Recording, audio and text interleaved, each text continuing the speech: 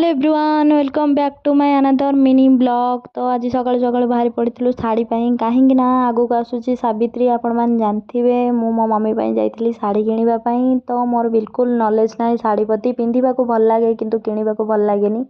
Then मो सांग को ये नहीं ता चॉइस मुझे शाढ़ी आनली। तो आम जाइलु टे जिनसपाई जिनसटी मिलानी किंतु जिनस को आम देखी कैप्चर करूँ। तो आपको आने को इच्छा थी आर एस देखी मुझे रखीदेली।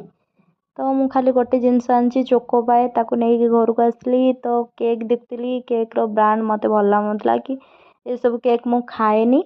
तो आज गोटे कथा कहबी का ब्लॉग को नहीं किसी भी खराब भावेनी कि किसी भी कहबेनी। तो ब्लॉग करवाटा बहुत कष्ट, एडिटिंग टाइम दवा बहुत कष्ट मु करुँची मु जानी।